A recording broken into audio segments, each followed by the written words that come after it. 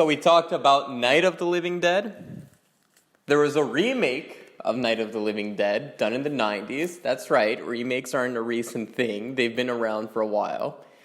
And later on, we'll discover that there was a remake of Dawn of the Dead, but the two movies are not connected, two remakes. So this timeline is getting a little confusing. So, Night of the Living Dead, 1990, directed by Tom Savini. Tom Savini worked on the gore effects in Dawn of the Dead, and in Night of the Living... not Night of the Living Dead. Dawn of the Dead and Day of the Dead. Plot's the same. You got Barbara and her brother going to a cemetery to visit their dead mother, and all of a sudden, zombie invasion occurs. They go into this cabin, or this little house, and they're trying to survive the zombie apocalypse. If you liked Night of the Living Dead, will you like Night of the Living Dead by Tom Savini? Not necessarily, and I'm afraid that was the case for me.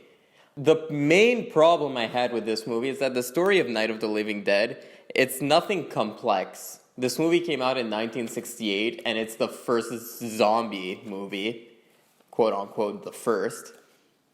So, I don't see why they felt the need to remake Night of the Living Dead when that story's been retold already so many times.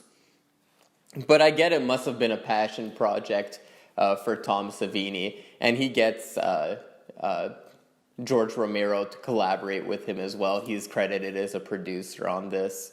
So it must have been like a wet dream for Tom Savini, who grew up loving zombie movies.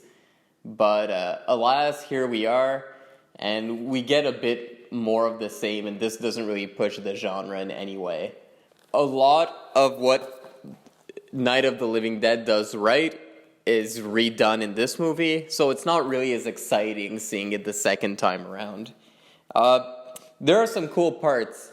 Tom Savini is good at makeup and special effects, and that is definitely the case in this movie. Although I would say the makeup and visual effects are actually less good in this movie compared to Dawn of the Dead and Day of the Dead. But right from the beginning, there's this hilarious scene how the brother dies. His face gets smashed into a tombstone, and it's obviously just a dummy, but I thought it was pretty funny.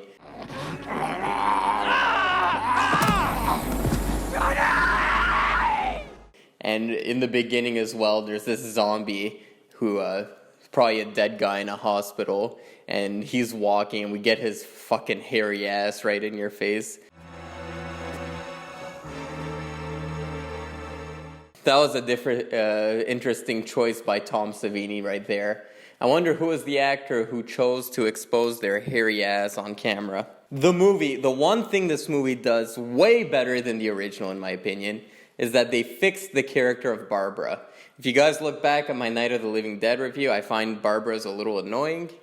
And in this movie, she starts off pretty much the same character as back in the 68 movie. But this time, they chose to turn her into a badass around halfway through the movie. It's like she catches a grip and all of a sudden she becomes Ripley from Alien. It was very reminiscent of that. She's wearing the same tank top and she's just holding a gun, kicking ass. That was a really good decision. And it also eliminates another problem I had with the original, which is the scene where the other main lead hits Barbara. It's always a jarring scene to see that in the movie. And I've been doing some research. The actor actually didn't want to film that scene in the original movie because he was black and Barbara's white, and he thought it would look bad for his race if he did something like that. And I do agree, it kind of comes across as maybe a little racial stereotype. And that wasn't George Romero's intent in any way. He didn't even want a black man to play the role. He just chose that actor because he was the best man for the role. So his goal wasn't to make black people look bad. It wasn't anything malicious like that. But alas, that's kind of what came across by that decision unintentionally. But that whole scene is removed because Barbara's actually competent in here. She doesn't get slapped. Not that you should slap someone who's incompetent, but You know, if you are incompetent, you should expect a little slapping. I'm just kidding. Don't hit women, kids. The ending where all the zombies are rising and it's the final showdown is pretty neat. You see all these zombies doing different things. One of the zombies, I remember, just picks up a rat and eats it.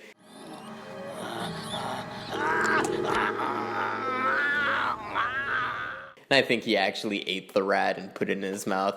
That's some dedication for a fucking a background zombie actor. That takes dedication. So my negatives with the film are basically everything I've said already. It's just more of the same. And I don't think it improves on Night of the Living Dead all that much. One thing that I thought was worse in this movie was the character who, Cooper I think his name is, the one who's basically trying to lock himself in the basement. I thought he was just flat out an annoying character. I don't know, it was the performance wasn't really good. He was over the top. I remember he would recycle the same insults over and over again. Idiots! You lame brains!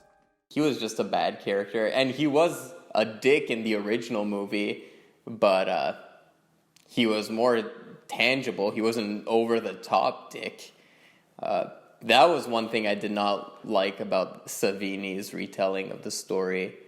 But overall, I mean, it's the same thing. And this was, I guess, a trend in the 90s. You had this movie, you had the remake of Psycho by Gus Van Sant.